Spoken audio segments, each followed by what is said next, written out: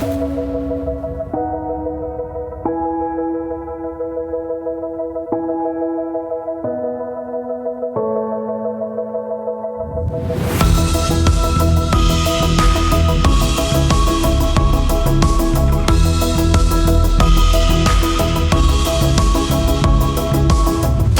to Uncomfortable, conversations about culture and Christianity. My name is Eric, and today I'm joined by Rachel.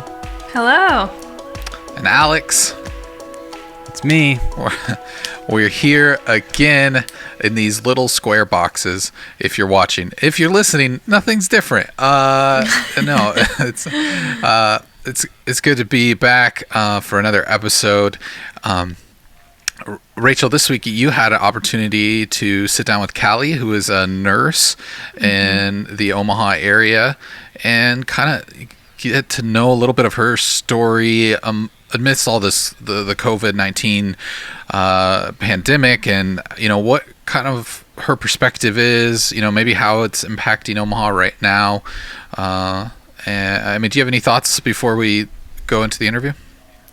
Yeah, no, I thought it was really good. I was excited for this interview because I have a couple of friends who are nurses, and so I've been able to hear little snippets about how things have been for them, but I was just excited to sit down and really ask some more intentional questions from someone who's just kind of on the front lines of seeing this virus and how it's impacting people. So it was really good. Okay, guys, today we are here with Callie, and I'm just really excited to hear her story about how she's been dealing with the virus and just how things have been impacting her. So, Callie, would you go ahead and just kind of introduce yourself to our listeners? Yeah, good morning. Thank you for having me. Like Rachel said, my name's Callie Dutch. I have been an ICU nurse for 12 years. Most of that has been in Omaha. I'm from a small town in Kansas. So I came here for college and then stayed. Anyway, the last couple months have kind of shifted what I've been doing. I've been working with the COVID patients at Nebraska Medicine. So my ICU was converted to the COVID ICU. And so, Wow. Yeah, since the middle of March, that's what we've been doing. It's been interesting, I guess. Yes, for sure. I know I have some friends who are nurses, and it just kind of depends on the situation whether they're actually interacting with, COVID patients or not. And so that's crazy that, that's what happened to you. You're just kind of in the thick of it. So that's crazy. So why did you first start to decide that you wanted to do healthcare and be a nurse and all that kind of stuff? Well, I decided I wanted to be a nurse when I was in high school. Before that, I always wanted to be a teacher. So I just kind of wanted to help people or just teach people or be in a service industry, I guess, if you will. In high school, I took some advanced biology classes and got to do some human anatomy and physiology, and I was hooked. And so nursing just kind of became a new focus. I investigated into it a little bit and just really liked that direction. It fit me a little bit better than just teaching. And so I knew right out of high school I went into nursing school. And so really lucky or blessed in that way that I knew right away what I was called to do. And so I love being a nurse. And even on the hard days, which there's been some of those throughout the last 12 years, I can't imagine doing anything different. So That's awesome. That's so cool. So when you first kind of heard about the virus and when it was first coming out and people were kind of learning about it, what was your first thoughts, just kind of initially? I'm trying to remember that because it feels like that was a long time ago, but if you look at just the calendar, it wasn't that long ago at all. Yeah. And I think I remember hearing about it, over in China and the Asia area, and I just remember feeling bad for them and thinking, oh my gosh, that's terrible. And kind of, I guess maybe like a lot of people, it didn't really affect me personally. I didn't really see it becoming what it became. So I guess probably the end of January, beginning of February, when it started showing up here is when I thought, oh, what's this going to look like? Is this going to be like some of the other outbreaks that we've had that have kind of been contained and they've made an impact, but they've been short and they really never have impacted me? Yeah. So I guess it was March, the beginning of March, when I realized, oh, this is happening. And that's about when our hospital started coming up with a plan for how to handle a surge and how to take care of these patients while protecting our other patients and the healthcare workers. And so middle of, I guess, a week or two into March, they announced that they were going to convert some other hospital floors to these negative air pressure rooms, which is what they need to kind of protect the hospital from the virus spreading all through it. Mm-hmm. And the ICU, I work in the medical ICU, and so they decided that floor was conducive to making the airflow changes that they needed, and so they began the work on converting that. Wow. And so anyway, so I guess it really started being personal in March, and then everything kind of escalated really quickly, I think, for everybody. I think one day it was you just limited your groups, and then it became basically not a shelter in place, but stay at home as much as you can. So yeah, totally. I feel like it first kind of started in China, and so we were all kind of like, oh, but that's crazy, like I can't believe that's happening there. And then it like transitioned so quickly that I feel like people really weren't prepared to, like, you know, like we weren't like, oh my gosh, it's here, like it's happening, like how are we, you know, prepared to handle this and stuff. And so I can only imagine for a nurse, like it just kind of hit really fast. It was a really bizarre, because it was like usually at work, if it's a stressful or busy day, you leave work and you're kind of out of it. But now it's like everywhere you go, it's just all around. It's affecting everyone. And it's one of those things where it's like, it's not even just affecting one certain population of people. No one is exempt from this, like kids and just the whole spectrum of people are being affected. And so that's it. Yeah. And you're right. It happened so fast. It's kind of hard to, it's almost like you're just in it and you're not really able to think or prepare for it. You're just kind of responding a little bit. Yeah.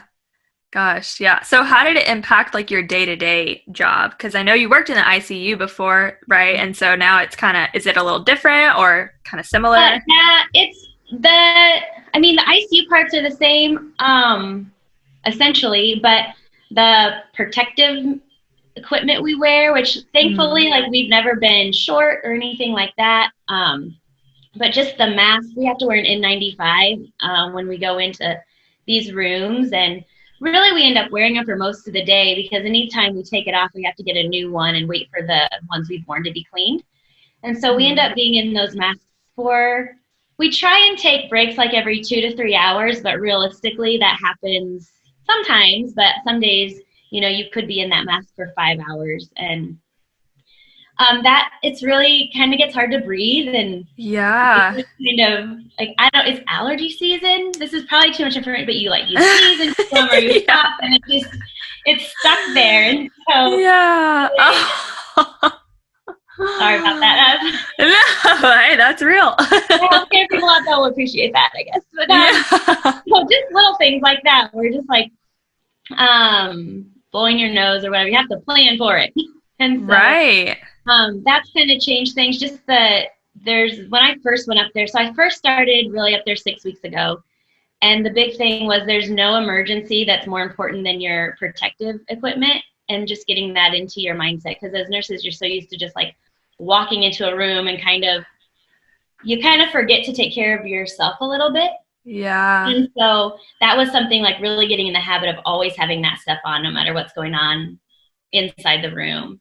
Then the mask, we have to wear a face shield. So just really getting used to seeing like through a piece of plastic too, kind of skews a little bit. The gowns, it was okay. I mean, they've done a good job of keeping things pretty cool in the hospital, but when you're in the rooms, those are warmer. So you just kind of get used to being warm and layered. But that's crazy. So that's the biggest change. And then just because these patients can get kind of sick, a lot of times in the ICU, you kind of have varying acuity levels, and there are different, so that just means like some patients are more sick than others on this unit, just because of the length of time you're usually in the room, and then how much you're really doing everything kind of on your own, because again, we're trying to limit the amount of exposures. And so you have the nurse and the care tech, and usually the doctor will go in maybe once to do their assessment, but as long as there's nothing emergent or critical, it's usually just the nurse and the care tech who spend most of the time with the patients. And so you do a lot more. I think the one thing that this has really been great is it's really shown like how good everyone is at doing all the jobs and just like developing an appreciation for everyone else and what they're doing. Oh, yeah. So, That's awesome.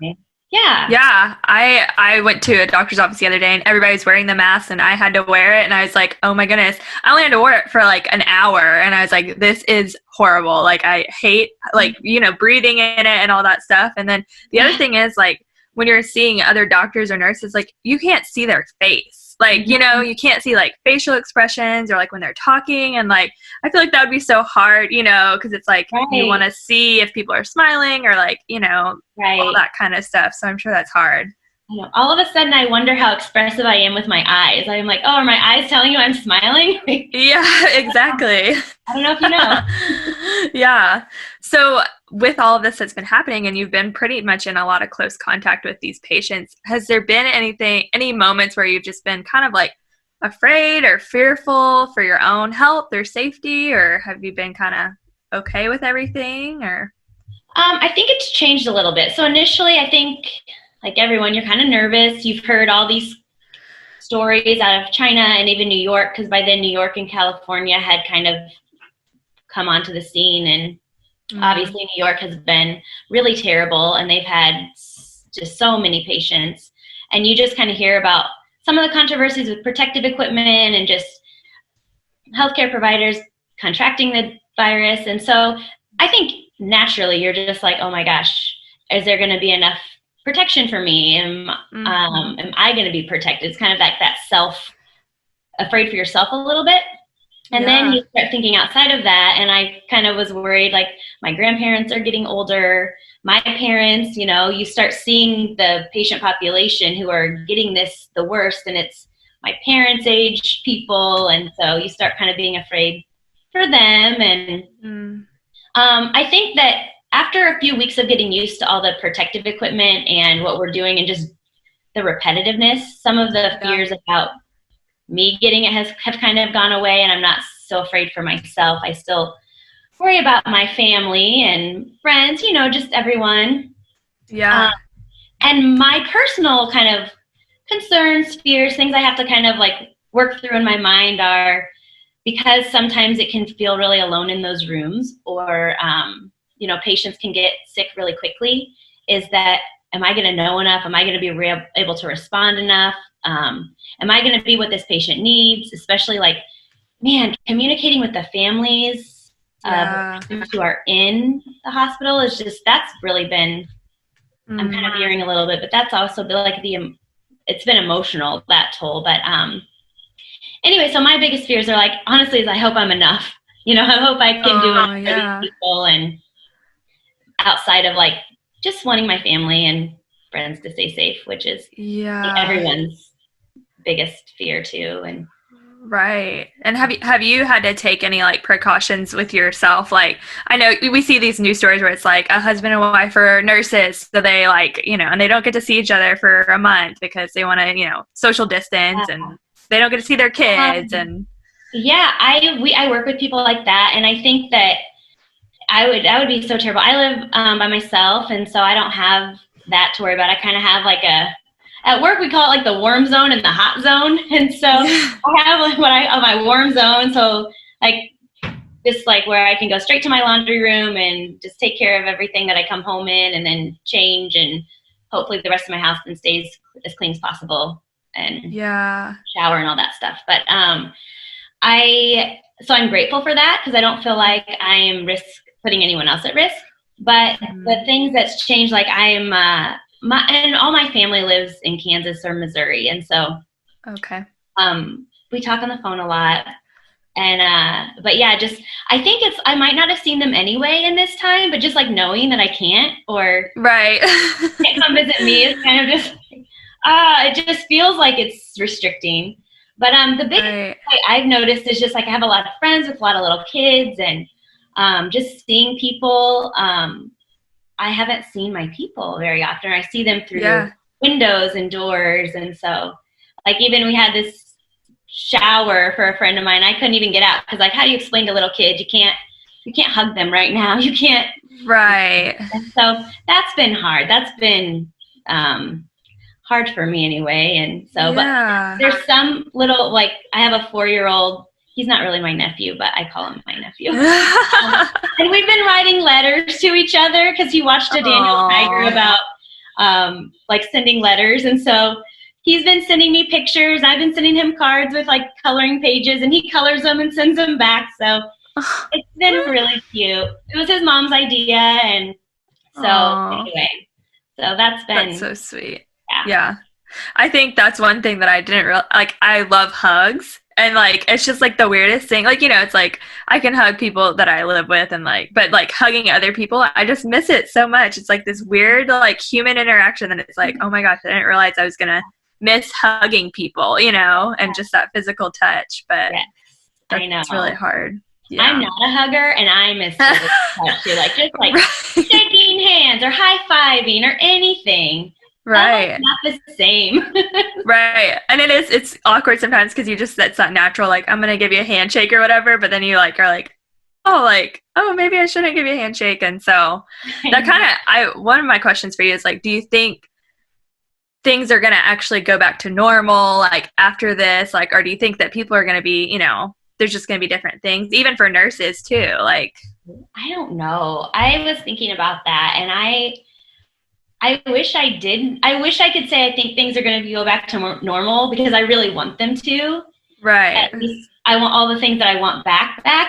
And but I don't know. I don't know what it'll look like. I think it's just like this evolving process, and I think the more we know, the more we'll get back. Like, if we can find ways to treat this and prevent this from spreading, will be when we start to get all of our things back, which for sure. So, and do you know any nurses that you've been working with that have, like, actually gotten the virus while they've been working, or has everybody been pretty safe so far? I don't personally know anybody. I know that there have been some people that have gotten it, but not that I work closely with. Mm-hmm. We also, unless you have symptoms or you're not feeling good, they aren't testing. So right. If we've had it and we just were asymptomatic to it, then that's always a possibility. But right. I don't know anyone firsthand that's had it from the healthcare field. Right. So with all of this stuff, I'm sure that like with most people, it's kind of been pressing on like your like faith and what you believe and how you know, see God, and like there's just a lot going on. What has been kind of one of the biggest maybe lessons that you've learned through this, or like ways God's been using this kind of in your life, do you think? That's a good question. I have some days have been a real struggle, and I've kind of just like been a little upset with this. Yeah. And some days I'm just like, okay, we can get through this. Overall, I think from the very beginning, I have been very thankful that I know the Lord, and that this is not a surprise to him, and that there's hope no matter what the situation looks like. Like, he's already got the victory. I think going through this during Easter was very interesting and really like much needed, because Easter is just all about like celebrating the resurrection and being confident that there is life after this. And I am really grateful for that, because I think I hope, like me, that it helped people refocus on God has the ultimate glory, and thankfully Jesus like sealed the deal for us. And those that know him, no matter what happens, no matter if you get this, if you don't get this, I mean, there's always going to be something out there, you know, that puts you at risk. And our hope is always in Jesus, so we don't have to worry about what the end it looks like for us. Not to get morbid or dark, but because Jesus has the ultimate victory. And so I think that like what's been weighing on me is like, I don't know how people who don't know that are coping well. Right. Just trying to embody that. I have bad days where I'm down and not always the probably most enjoyable person to work with. But overall, I try and just really remember that I'm here for the people. Here to give these patients the best care I can and connect them with their family as best I can. And then also to encourage coworkers to just that they're not alone in this, and that there's hope, and we'll get through this together. So yeah, that's awesome. Yeah. For sure. And how is like, what's the best way that people can really come around you and encourage you and support you right now? I know you mentioned your friend that was like writing you letters back and forth. That's so sweet. But are there any other ways? I think just knowing that people are out there praying and just sending a word of encouragement has been really helpful. I have been really blessed with a good support system. I have so many wonderful friends who are checking in on me, and my family is calling me and texting me and sending me notes and things like that. And so I felt really encouraged, even though we're separated. And there have been moments that have felt really isolating, but I can just call one of those people and they talk to me, and it makes it better. Or at least so beyond that, just looking forward to when this is behind us and we can all get together again. Yes, for sure. Awesome. Well, thank you so much for chatting with us today and just telling about your story. And that was just really cool to hear. And we definitely want to support you and encourage you. And we're so thankful for everything that you're doing. So thank you. Thanks for having me on. Of course. Thanks for Rachel for doing that. It was awesome to hear from Callie. I mean, the first thing that I got from that interview was just, I mean, kind of how calming it was just to hear her talk about this situation, because I think so much of what we see in the media and even other stories from other cities and stuff, it just sounds a lot more stressful and traumatic, and not to downplay the seriousness of the disease, but it seems like it's at least in our area hasn't maybe quite impacted the medical field or the hospitals quite as much as maybe we had anticipated. Mm-hmm. Yeah. And I think especially nurses and people who are doctors and people who understand this a little bit better, I feel like they maybe are a little more calm about it, or, I don't know, this is just like their area of expertise. So I feel like it was really cool to just like hear her talk about it and how she's kind of viewing it. And I thought it was an awesome interview for sure. Yeah. Yeah. And I think that's good. I think you'd hope she's calm, especially since she works, and it probably would differ for every nurse. And so, like, if you know a nurse, like I just went to my kid's doctor's appointment last week, and there's nurses there, and they're taking your temperature, and you're putting on masks and things like that. And I think there's one thing to be like a nurse there, which is still hard work, but then another thing to be a nurse like in the biocontainment unit, at UNMC, which really is prepared for this kind of stuff, versus like literally in the nation, this is one of the places that is prepared for things like this, versus other hospitals throughout the world and throughout the nation.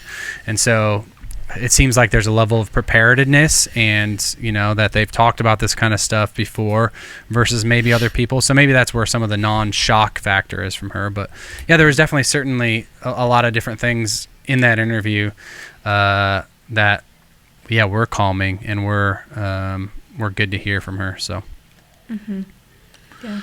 And I think another thing that stood out was, I mean, it seemed like they were doing okay with, as far as being prepared with supplies. They didn't have a shortage on that. It seemed like it was good to hear that it wasn't spreading amongst the nurses, at least in her situation.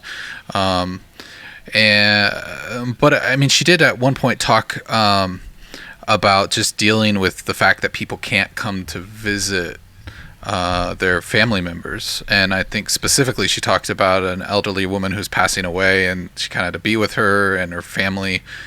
The only way they could be with her was through phone.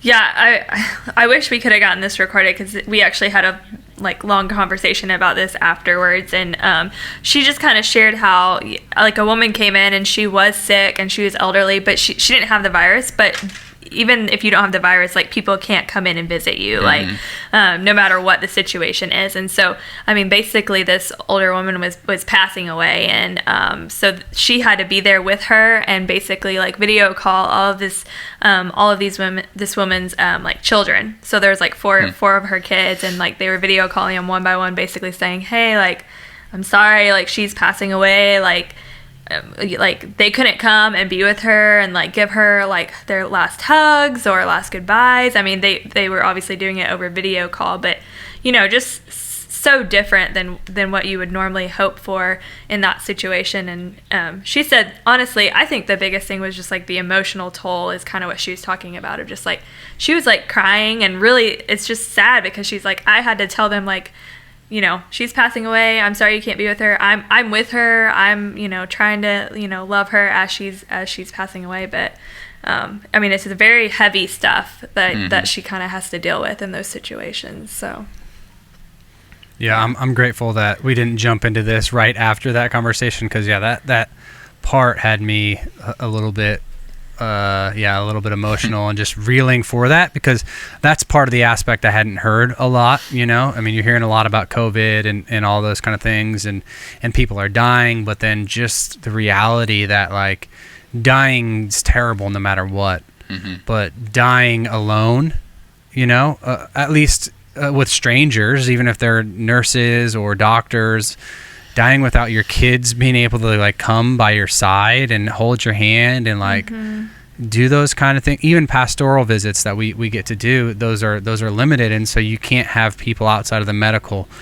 facility in the room. I was talking to another guy on staff today who his dad had to get taken to the emergency room yesterday and due to some issues, and his mom can't visit, you know, so like, and he's going to hopefully be okay, but just knowing that you can't even be with your loved one in one of the worst situations they can be in a hospital, that's just heartbreaking to think about. And then you can only talk to one person and relay the information to one person, and that person's usually emotional.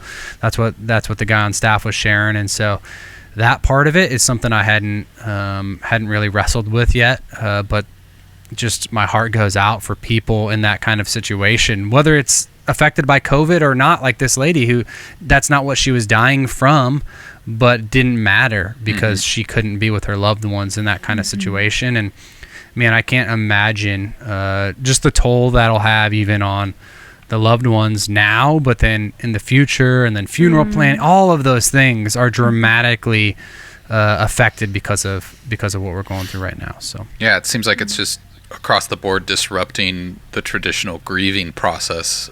You don't have the time at the deathbed. You don't have the time at like a viewing or at the funeral. It's just, it's crazy to think about. Yeah, and I mean, she even was talking about, like, they have to wear masks and stuff over their faces, and so, like, even just the simplicity of being able to see a nurse's face and, like, see them smiling or comforting you, like, you don't even get that because, like, they are covered. You can't see if they're, you know, smiling or see their faces. Like, it just kind of takes the comfort away from that. And I know she was saying it was really hard, and she was trying to, you know, maybe smile with her eyes or anything she could do because, you know, nurses are caring for people. They want people to feel cared for, and I know that's really hard. Just needed like a Sharpie to draw a smile on the mask.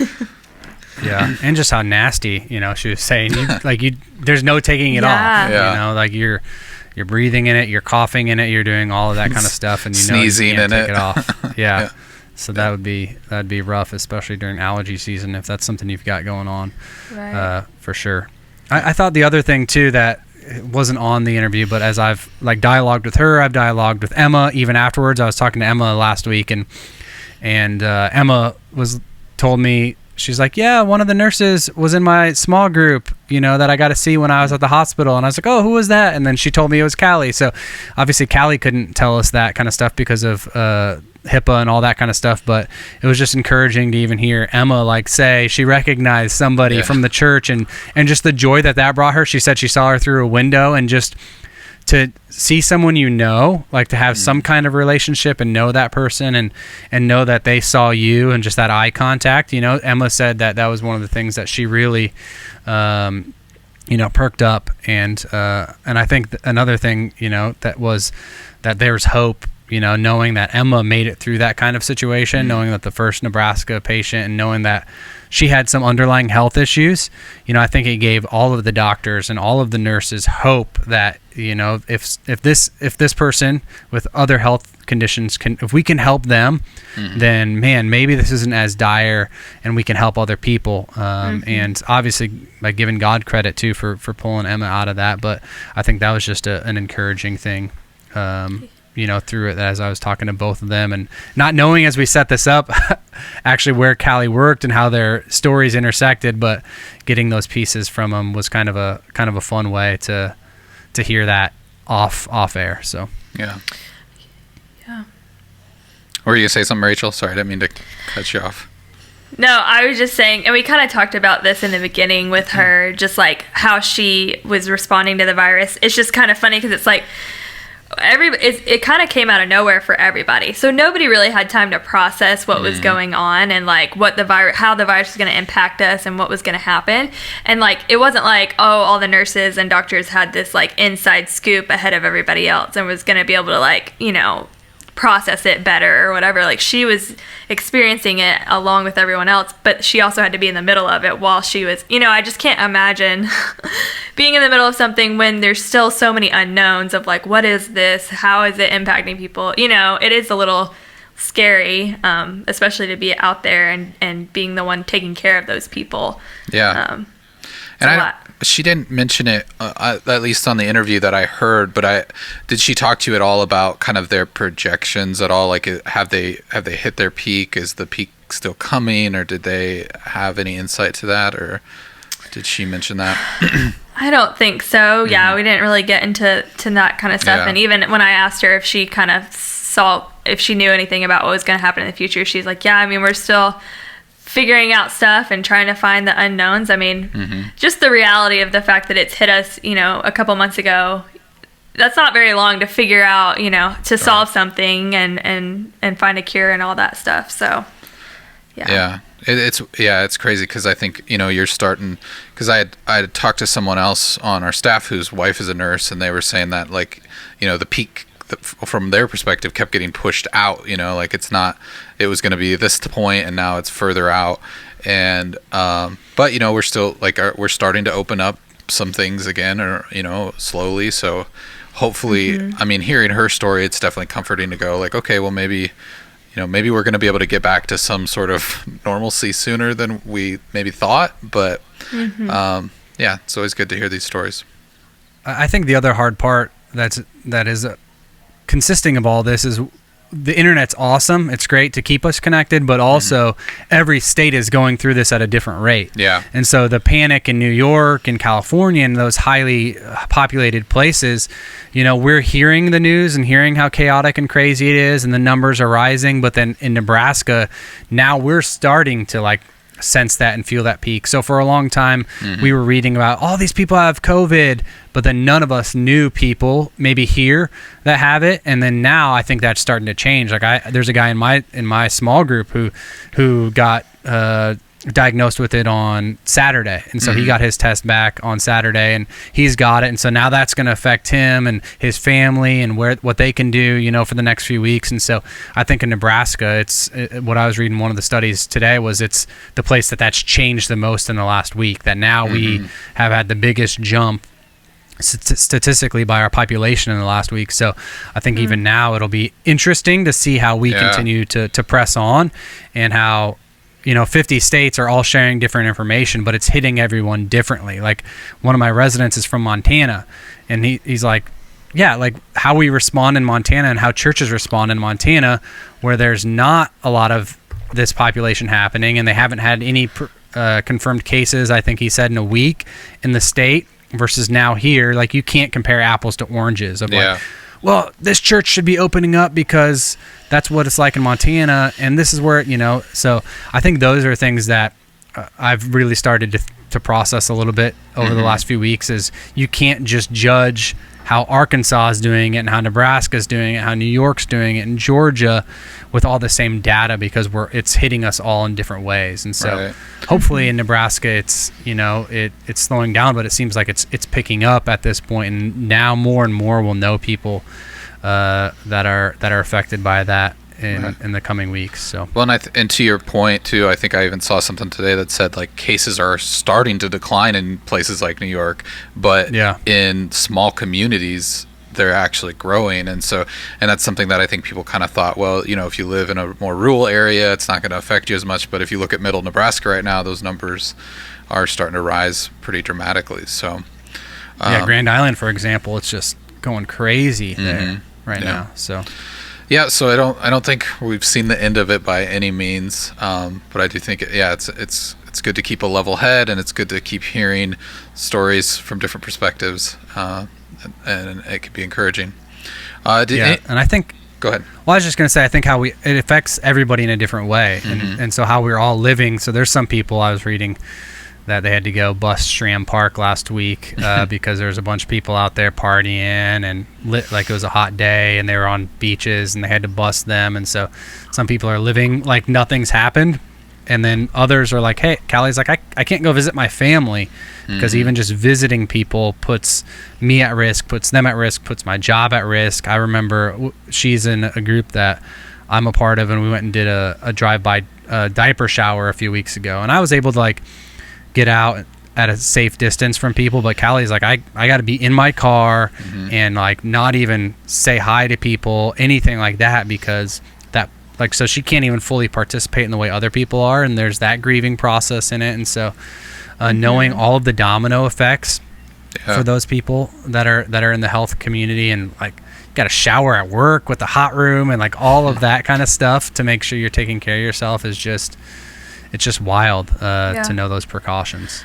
Well, and that's such a good point too. It's like we need to be respectful of other people and how they are handling the virus, and like different people are going to have to handle it a different way. And like, I just think it's easy to judge people based on, well, they should be wearing a mask, or why are they wearing, it's like whatever view you have on things, it's kind of like, we just need to be respecting people and valuing other people in the way that they're handling it, even if it looks different than how we are handling it. Mm-hmm. Well, and I think even just, to hear from a nurse that I don't even almost want to entertain some of the theories we see all across the internet, but people that almost downplay it to a point of it being fake, like it's not even a thing, and that we're getting controlled or whatever, the conspiracy theories. But just to hear the story of like, this stuff is real, this is impacting people, and like you said, Rachel, people are gonna have to react in whatever way they have to, but still take it seriously, and listen to other people's stories, because I think that's really what's impactful during this time, because these are voices that we can trust in our own community. Yeah. Did anybody else have anything else? Any other thoughts? Final thoughts they wanted to add before we wrap things up? No, it's just good. I think that's it. Take time to listen to people's stories, like you were saying, Eric, and hearing Emma's story has definitely brought me a new perspective around how she was doing that. Hearing Callie's story brings a new perspective, and so maybe go hear people's stories. Stop reading everything on the internet. Yeah. Call people. Talk to people, actually hear their stories. And I think that's one of the things that always, in any kind of situation, begins to build empathy inside of us, is actually hearing a person's story, and not just like a robot, or not somebody with some kind of agenda, but somebody who's just living in all these things, sharing how it's affecting them. And all of a sudden your heart just, there's some human thing that happens with real human interaction where our hearts start to feel for other people, and we start to not want to buy all the lies or the propaganda that's told to us. And so you can't really argue with a person's real life story. Yeah. And so whether it's COVID or whatever else in life, I think that's been impactful for me to hear those the last few weeks, and I'm grateful that they took the time. Yeah, that's really good. Thanks for doing that, Rachel. Thanks for taking the time to hear her story and letting her share it.